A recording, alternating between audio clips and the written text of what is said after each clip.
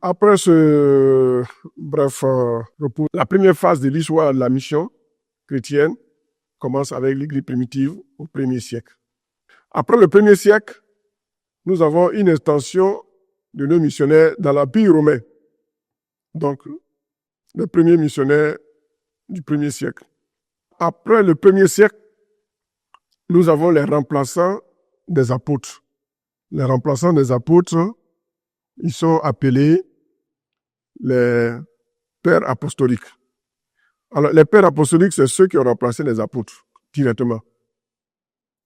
Alors, si je vous demandais quelques noms des pères apostoliques que vous connaissez, qu'auriez-vous citer comme nom? Donnez-moi quelques noms. Les pères apostoliques sont les remplaçants des apôtres. Et les remplaçants des pères apostoliques, ce sont ceux qu'on appelle les pères de l'Église. Donc, les apôtres sont du 1er siècle. Les pères apostoliques sont du 2e siècle. Donc, l'histoire de la mission va s'écrire de façon graduelle. Nous ne sommes pas pressés. De façon graduelle. Le 1er siècle, c'est l'ère des apôtres. Et retenons ici 3 qui ont fait le missionnaire, dont l'histoire nous parle. Le premier, c'est Paul. Le 2e, c'est Pierre. Et le 3e, c'est Thomas. Voilà. Ça, c'est le 1er siècle.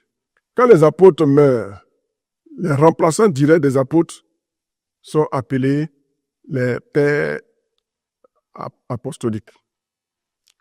Les pères apostoliques commencent vers la fin du 1er siècle, vers 96 après Jésus-Christ, jusqu'au 2e siècle. Le premier que nous pouvons citer, c'est Clément de Rome. Il est un des remplaçants. On va voir que ces pères apostoliques n'ont pas fait l'œuvre missionnaire comme Paul. Alors on peut se poser la question, pourquoi? D'après vous, pourquoi les pères apostoliques n'ont pas fait l'œuvre missionnaire? Le 2e père apostolique qu'on peut noter, c'est Ignace d'Antioche. Il est du début du 2e siècle, 107, après Jésus-Christ. Le 3e, c'est Polycarpe de Smyrne. Lui, il est les 3 quarts du 1er siècle, l'an 69-70, jusqu'à 155. Il a vraiment vécu longtemps. Le 4e, c'est le pasteur d'Hermas.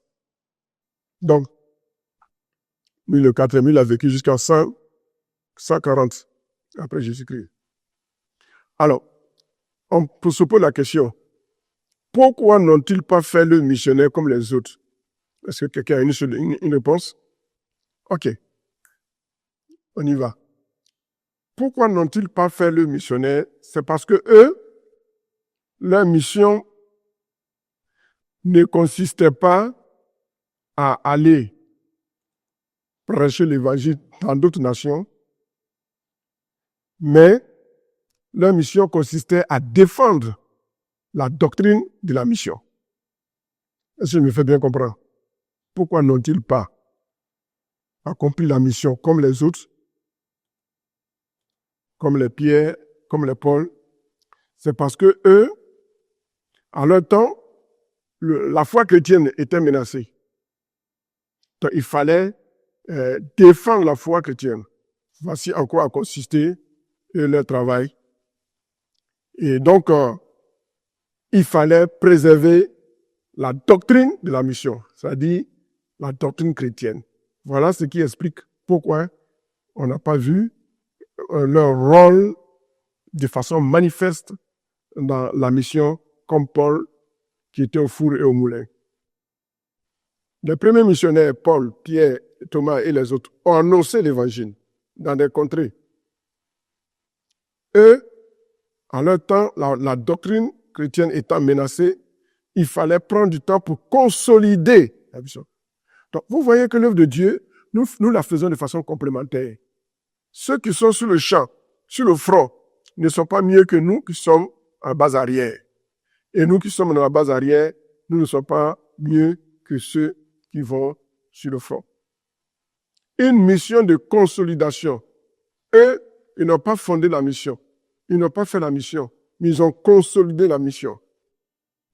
Pierre, Paul et les autres ont fondé la mission. Est-ce que vous voyez la nuance? Une église, n'est-ce pas, qui subissait la pression, il fallait résister, défendre la sainte doctrine. La puissance de la mission réside dans sa doctrine. Une église qui n'a plus une sainte doctrine, la mission qu'elle fait est une démission. On pourrait dire en d'autres termes que le travail missionnaire de ces pères apostoliques était une mission, n'est-ce pas, de préservation. Est-ce que vous voyez? Ils ont préservé la mission. Ils n'étaient pas sur le front, mais ils ont livré leur vie pour la mission, pour que demain, après eux, la mission reprenne vie. Leur sang, ils ont subi le martyre, tel que Polycarpe, qui a été tué, n'est-ce pas? Ils ont fait la mission à leur manière. Ils n'ont pas fait la mission en pavardant, en prêchant. Ils ont fait la mission en préservant la sainte doctrine. Et ils ont fait la mission en se sacrifiant eux-mêmes pour que la mission subsiste. Voilà le travail des pères apostoliques. Et ça, c'est clair.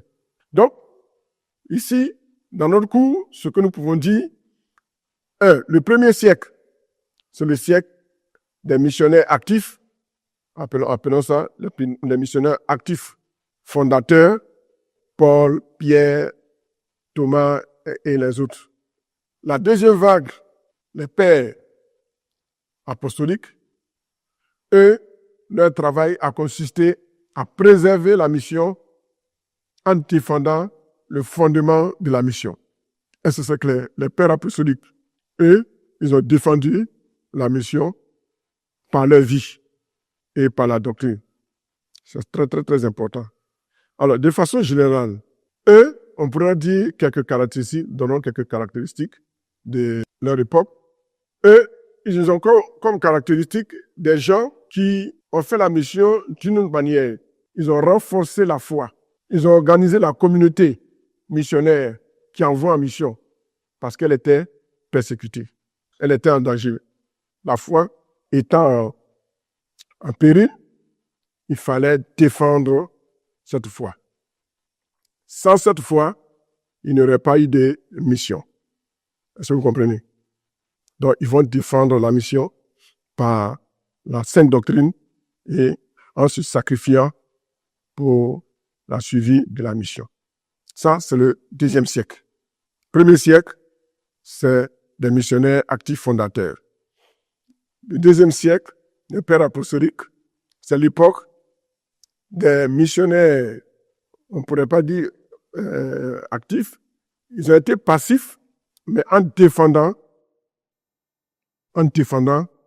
n'est-ce pas, le fondement de la doctrine de la mission. Alors, voici les caractéristiques qui ont marqué, par lesquelles on pouvait reconnaître ces missionnaires. Premièrement, leur mission était de renforcer la foi. Ce n'était pas d'aller prêcher l'évangile comme missionnaire, mais c'était de renforcer la foi chrétienne qui était en péril. Deuxièmement, ils vont écrire des lettres pastorales. Ils vont écrire des lettres pastorales, des homélies, c'est-à-dire des prédications, des exhortations, ils vont exhorter et donner des enseignements sur le plan spirituel, sur le plan moral. Troisième caractéristique, le contexte. Ils sont dans un contexte de persécution et de division interne. Le monde païen leur lance un défi. C'est dans ce contexte-là que eux, ils vont s'asseoir et défendre la foi chrétienne, défendre la doctrine qui était menacée. Alors, ce qui caractérisait ces missionnaires du deuxième siècle, c'était également les sujets, les thèmes, les thématiques qu'ils abordaient. Ils parlaient beaucoup de l'autorité apostolique. Ils parlaient beaucoup de l'unité de l'Église. il parlait beaucoup de l'obéissance, il parlait beaucoup de la sainteté et il parlait beaucoup de l'espérance eschatologique. L'espérance eschatologique. Quand un peuple est persécuté, sa seule survie se trouve dans son espérance. Un peuple sans espérance est appelé à disparaître. Donc, première caractéristique, première catégorie de caractéristiques générales, c'est une mission qui consistait à renforcer la foi, organiser la vie communautaire et préserver la doctrine en péril ou bien menacée. La doctrine qui était menacée. Les écrits, au contexte de persécution auxquelles ils faisaient face, cela devait les obliger à se focaliser sur les exhortations, enseignements, l'espérance. Alors, à la question, pourquoi n'ont-ils pas accompli la mission comme les premiers missionnaires? Nous avons dit, le contexte était différent. Et parce que le contexte était différent, il fallait se prendre différemment. Le rôle de Paul et son contexte et le rôle et le contexte des pères apostoliques étaient vraiment différents. Alors, comme les rôles et les contextes étaient différents, on ne peut pas les juger. Il faut que chacun soit apprécié selon son contexte et le rôle qu'il devait jouer. Paul, Pierre et Thomas, et ils étaient des apôtres fondateurs. Qu'est-ce qu'on appelle un apôtre fondateur? Les apôtres fondateurs, c'est ceux qui étaient des témoins directs de Jésus-Christ et ils avaient une onction infaillible. Quand ils étaient inspirés, ils avaient une onction infaillible. Ce sont eux qu'on appelle les fondateurs. Comprenez? Voilà. Mais les pères apostoliques n'ont pas cette autorité fondatrice. Soit comme nous aujourd'hui. Nous n'avons pas une autorité, on n'a pas un ministère fondateur. C'est-à-dire, le ainsi par l'Éternel là n'est plus de notre époque. On peut être inspiré par l'Éternel, mais le ainsi par l'Éternel n'est plus de notre époque. Voilà. Le ainsi par l'Éternel, n'est-ce pas, n'est plus de notre époque. Il est le produit de ce qu'on appelle la théopnosie. La théopnosie. Théopnostie.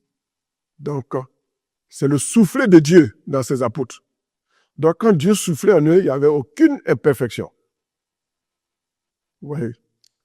Par contre, les pères apostoliques, eux, ils ont reçu une mission spécifique, mais qui n'a pas une onction infaillible.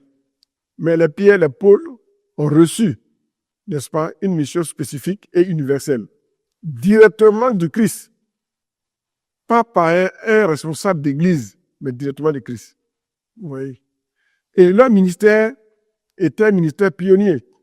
Donc, ils étaient centrés sur la première annonce de l'évangile, ce qu'on appelle le kérigma. Le kérigma. Dans les territoires non encore évangélisés. Par contre, les pères apostoliques, eux, on constate qu'il y a une grande différence avec les pères fondateurs, les apôtres. Les pères apostoliques, eux, ils sont dans un contexte différent. Ils n'ont pas une onction infaillible, donc ils sont faillibles. Et puis, ce n'est pas Christ directement qui leur a confié ce ministère. Vous voyez, ils ont reçu ça de tierces personnes. Et ces tierces personnes également ne sont pas des apôtres fondateurs. Et c'est ce qui fait la grande différence. Ça, c'est la première partie. La première grande différence, c'est que les contextes sont différents. Les pères apostoliques, eux, ils n'étaient pas des apôtres. Au sens strict du terme. Ils n'étaient pas des apôtres. Mais des successeurs et des disciples des apôtres. Donc, voici la première différence. Des successeurs et des disciples des apôtres. Donc, à ce titre-là, ils n'ont pas la même autorité et la même influence. Nous sommes toujours au deuxième siècle. Et nous allons justifier pourquoi ils n'ont pas fait comme Pierre et Paul et les Thomas. Leur mission était principalement une mission pastorale, doctrinale et communautaire, dans un contexte déjà partiellement évangélisé. Très bien. Dans un contexte partiellement évangélisé. Donc ça, c'est très important. Donc, ils sont dans un contexte partiellement évangélisé. Et leur travail, ils n'étaient pas des missionnaires, des apôtres comme les Pierre, mais ils étaient en quelque sorte comme des pasteurs locaux. Est-ce que vous voyez? Ils étaient comme des pasteurs locaux. Ils ont également une mission de consolidation de la mission. Une mission de consolidation, c'est-à-dire, leur rôle, c'était de consolider l'acquis. Il ne s'agissait pas de laisser cet acquis pour aller faire autre chose. Et c'était de consolider, n'est-ce pas, les acquis. Voilà la vraie différence entre eux et les autres apôtres. Ils ont une mission de consolidation, non une mission de fondation. Les pères apostoliques avaient pour tâche, de répéter ce que Pierre, Paul et Thomas, missionnaires apostoliques, avaient fait, et de consolider les terres qui avaient déjà reçu l'évangile. Leur rôle, c'était de défendre la foi face aux païens, défendre la foi face aux hérésies. Oui, c'est ça.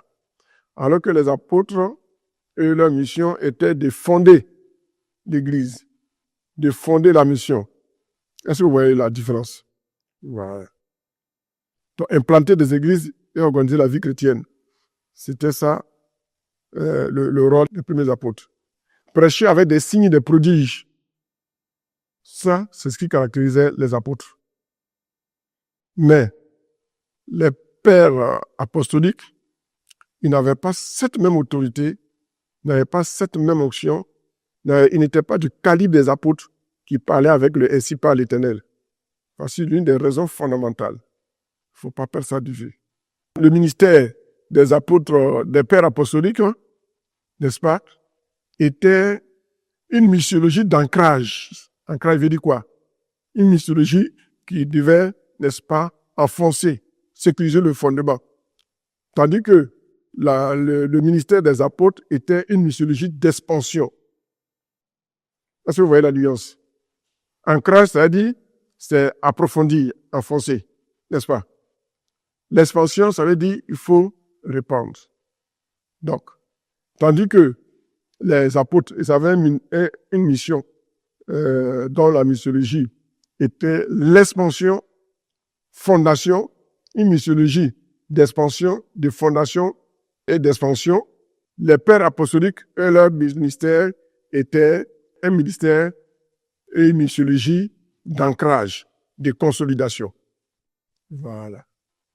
Une église en mutation, au deuxième siècle, l'église va connaître beaucoup de difficultés. Et ce sont ces difficultés qui vont pousser les pères apostoliques à s'asseoir. Au lieu de laisser l'église et aller créer de nouvelles églises, ils vont préférer s'asseoir et structurer l'église, hiérarchiser l'église, veiller sur la doctrine, veiller sur le petit troupeau qui était là, au lieu de vouloir aller chercher d'autres. Voilà, en quelque sorte, la différence entre la missiologie des pères apostoliques et celle des apôtres. Il fallait donc garder l'unité doctrinale. Il fallait également former des disciples solides dans la foi afin que l'évangile qui sera prêché, l'évangile hérité des apôtres, cet évangile-là soit préservé. Les pères apostoliques ont été des missionnaires dans le sens des gardiens du dépôt apostolique. Donc, si les apôtres ont fondé la mission, ont allumé la flamme de la mission, les pères apostoliques ont veillé sur la flamme. Ils n'ont pas implanté de nouvelles églises, certes, mais ils ont veillé sur la flamme. On pourrait encore donner comme une autre raison qui n'est pas la moindre, c'est qu'ils n'ont certes pas fait la mission par extension, mais en mourant pour la mission, ils ont démontré que c'était aussi une autre manière de faire la mission. Une autre raison, ce qu'on pourrait énoncer, c'est le témoignage missionnaire, le martyr, la place du martyr.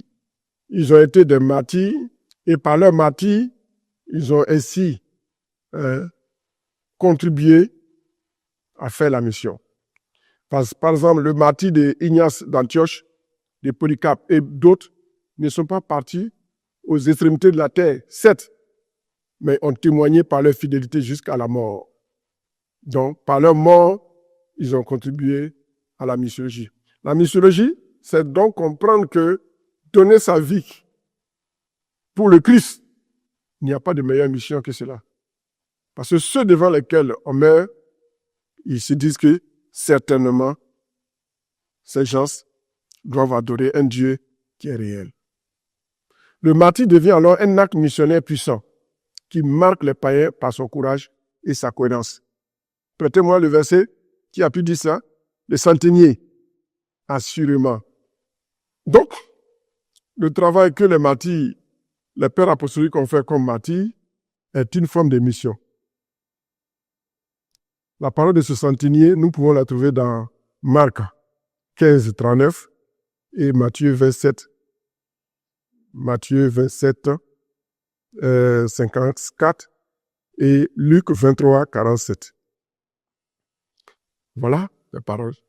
Donc ici, ce que nous pouvons retenir, c'est que les pères apostoliques n'ont pas fait la mission comme il se doit, mais leur témoignage, n'est-ce pas, leur témoignage a montré que, assurément, leur foi était en phase avec la mission.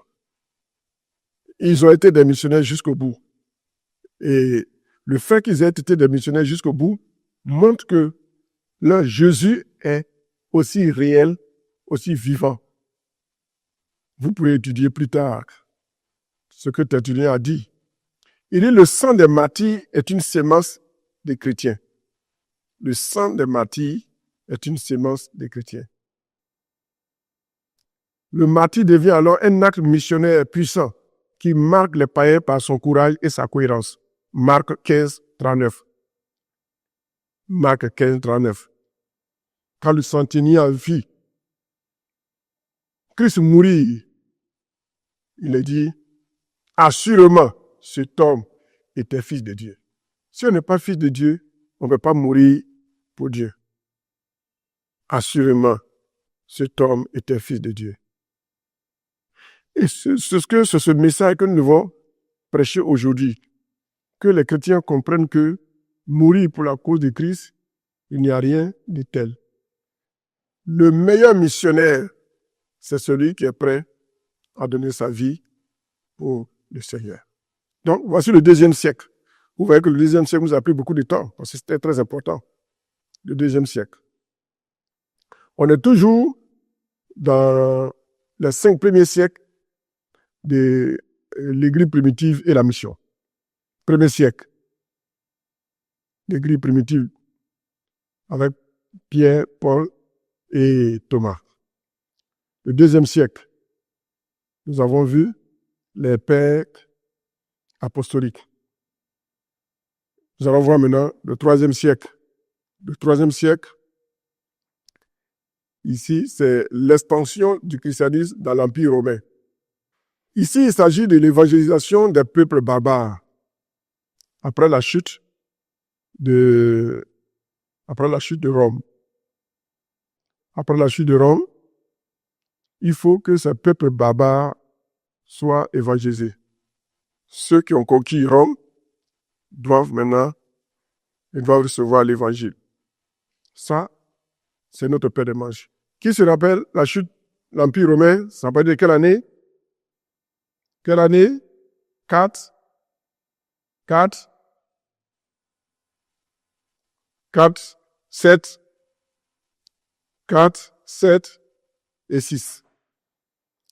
La chute de l'Empire romain en 476 après Jésus-Christ marque une nouvelle étape dans la mission de l'Église. Vous voyez, Dieu, il est comme un metteur en scène. Quand il voit des persécutions, des situations, souvent, on croit que Dieu ne voit rien et Dieu n'est pas sensible. Non. Il est sensible, il voit, il sait tout. Mais il sait quand il faut agir. Alors, en l'an 476, l'Empire romain va tomber entre les mains des barbares. Il y avait des inventions du peuple germanique, un peu partout. Les Vandales, les Francs, les Angles, qu'on appelle les Anglais, tous sortes de peuples vont se libérer de l'emprise de Rome. Alors, il faut maintenant évangéliser ces peuples. Vous voyez, Dieu permet qu'il y ait éclatement. Chacun va gérer son autonomie.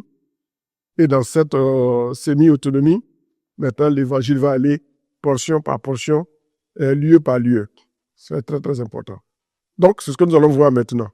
À partir du 3e, 4e siècle jusqu'au 5e siècle, l'Église va être confrontée à, n'est-ce pas, une nouvelle œuvre missionnaire. L'évangélisation des peuples dits barbares. Alors, notez, la 3e phase, après l'Église primitive, après les pères apostoliques, après le 3e siècle, 4e siècle, c'est l'ère des pères de l'Église. L'ère des pères de l'Église. Les pères de l'Église sont les remplaçants des apôtres. Donc, les pères de l'Église, c'est à partir du fin 2e siècle jusqu'au 5e siècle. Ça, c'est du côté de l'Occident. Mais en Orient, c'est jusqu'au 8e siècle. Alors, la période des pères de l'Église va varier selon le contexte.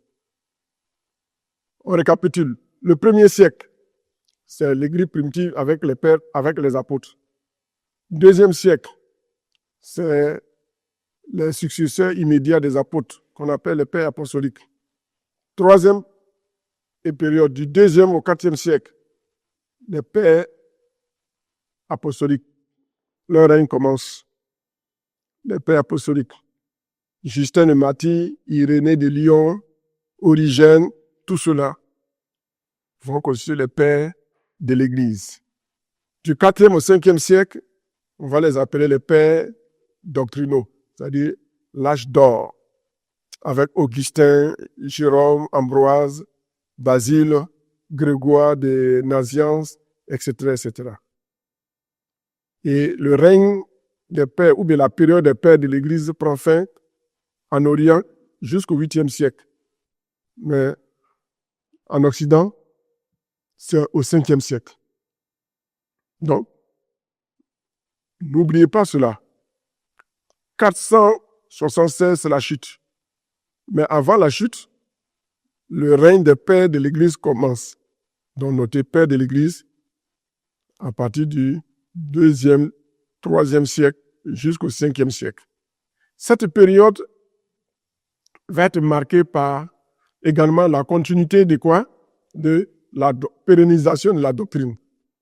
Si vous voulez, on peut encore revoir notre plan. On peut dire la 3e ère, on va dire la 3e phase, on va l'appeler la période des pères de l'Église du 2e au 3e, 4e siècle. Et puis, la période, après la chute au 5e siècle, après la chute de Rome, on va noter ça comme une 4e époque. Ou bien, bon, ça revient même. Hein. La période des pères de l'Église, ces pères ont régné jusqu'à la chute de Rome. Donc, c'est la même chose. Donc, si vous voyez dans un livre qu'on ne sait pas, ne soyez pas perturbés, c'est la même chose.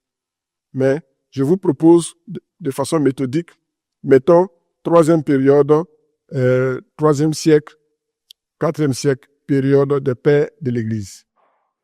Pour que notre plan soit bien agencé. Donc, 1er siècle, les apôtres. 2e siècle, les pères apostoliques. 2e, 3e, 4e siècle, c'est la période des pères de l'Église. Voilà, on va faire comme ça. Les pères de l'Église. Je vais insérer ça dans votre cours, donc ne vous en faites pas. Vous aurez toutes ces informations. Donc, les pères de l'Église, on va citer quelques-uns. Clément de Rome, Ignace d'Antioche, c'est tous ceux-là qui ont préservé, on continue à préserver la saine doctrine, préserver l'Église des dérapages, des hérésies. Vous pouvez également noter Polycarpe. Donc, du 2e au 4e siècle, va naître une période des apologètes. Qu'est-ce qu'un apologète? Apologète, c'est ceux qui défendent l'Église contre les ennemis de l'intérieur, donc contre les hérétiques. Une Église qui ne se préserve pas contre les ennemis intérieurs est vouée à disparaître tôt ou tard. Donc, l'Église primitive, pour ne pas disparaître, Dieu a permis qu'il y ait des apologètes, c'est-à-dire des théologiens aguerris pour réfuter les erreurs doctrinales. Ce sont ceux-là qu'on appelle les apologètes. Et il y a un autre groupe de théologiens qu'on appelle les polémistes. Les polémistes, eux, c'est pour défendre l'Église contre les ennemis extérieurs, les athées et les philosophes. À partir du 4e au 5e siècle, là naît encore une autre vague qu'on va appeler les pères doctrinaux. Eux, ils vont écrire et défendre la doctrine avec rigueur. Les Augustins, les Jérôme, les Ambroise, les Basile, Grégoire de Nazianze, tous ceux-là, ils vont travailler. Et nous voyons que pendant cette période, on ne parle pas de mission à l'extérieur. Mais c'est la doctrine, parce que la doctrine a été secouée. Il fallait la préserver. Ça, c'est du côté de l'Occident. Du côté de l'Orient, du 5e, 6e jusqu'au 8e siècle, il y a des pères de l'Église. Et le plus en vogue, le plus en vue était Jean Damascène. Jean Damascène, il est le dernier père grec de l'Église, le dernier père de l'Église grecque. Donc, pour récapituler, la mission de l'Église a connu différentes époques. Une première époque où l'Évangile a été annoncé, la mission a été fondée. Une deuxième époque où l'Église secouée, les responsables, les dignitaires ont dû se replier et préserver la doctrine.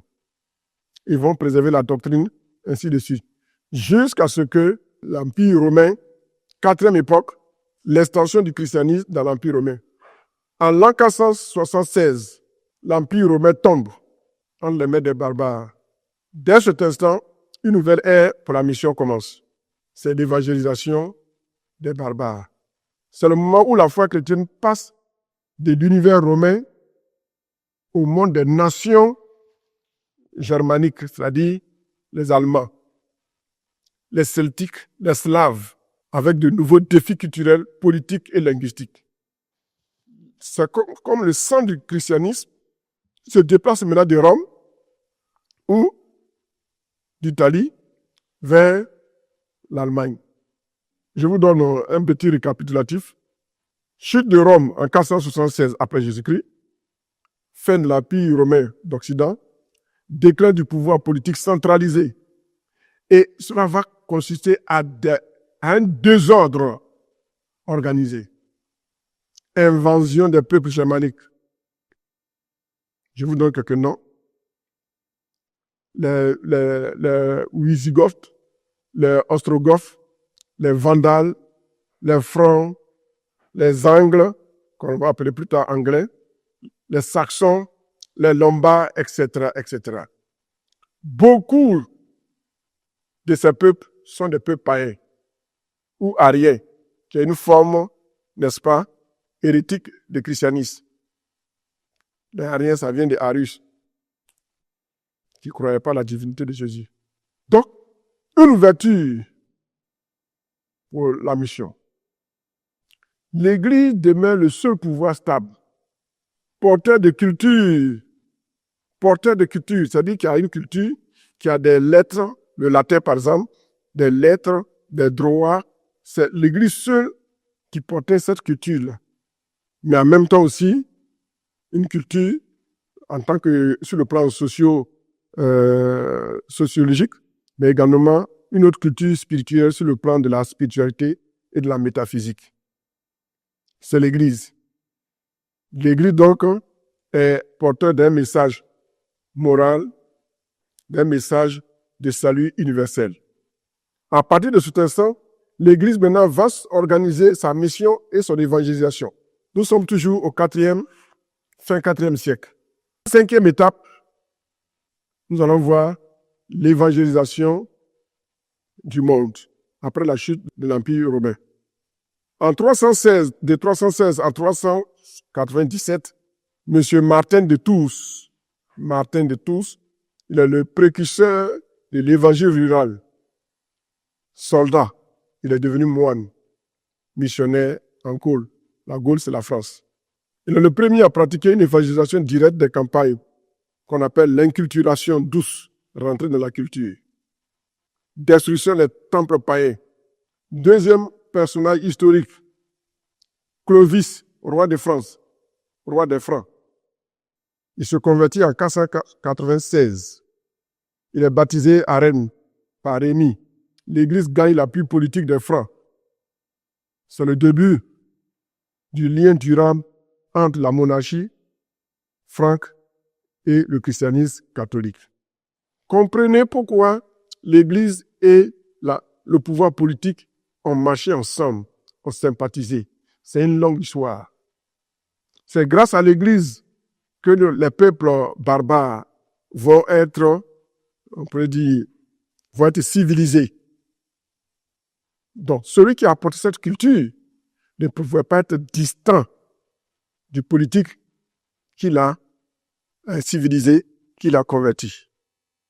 Voilà la vraie histoire. Il ne suffit pas de condamner pour le plaisir de condamner. Il faut voir ce qui s'est passé. Plus tard, malheureusement, la collaboration va dégénérer. C'est en cela que l'Église a failli. Au début, l'Église a joué son rôle. Patrick d'Irlande, au 5e siècle, c'est un ancien esclave devenu évangélisateur des Celtes. Il va christianiser l'Irlande. Celui qui va évangéliser l'Irlande, un esclave. Un ancien esclave converti qui va devenir évangélisateur. Il va fonder des monastères missionnaires et une église locale dynamique. Ce monsieur. Le 4e personnage historique qu'on peut citer, Colomban et les missionnaires irlandais du 6e au 7e siècle. L'Irlande devient le nouveau centre missionnaire. Il va y avoir une implantation des monastères en Écosse, en Gaule, en Germanie, en Italie. Ainsi, il devient le précurseur d'une mission monastique structurée. Voici l'histoire de la mission, dont on ne vous parle pas assez souvent. Le 5e personnage, Augustin de Canterbury, il est envoyé par le pape Grégoire le Grand en 596. Il est missionnaire auprès des Anglo-Saxons en Angleterre. Il y a la conversion de Ethelbert de Kent. C'est le début de l'église anglo-saxonne. 6e personnage qu'il faut retenir, Boniface. Il est l'apôtre des Germains, c'est-à-dire des Allemands. Il est originaire d'Angleterre et il a travaillé comme missionnaire en Germanie, en Allemagne. Il va évangéliser la Hesse, la Thuringe, et il fonde des évêques et réforme l'église franque. Certainement qui était tombé un peu dans une sorte de léthargie. Alors, quelles sont les stratégies missionnaires qui ont été utilisées à cette époque? Ici, nous sommes maintenant dans l'époque du 5e au 10e siècle. La deuxième grande phase de l'œuvre missionnaire, celle qu'on appelle la mission médiévale, du 5e au 15e siècle, noté médiéval, c'est-à-dire le Moyen Âge.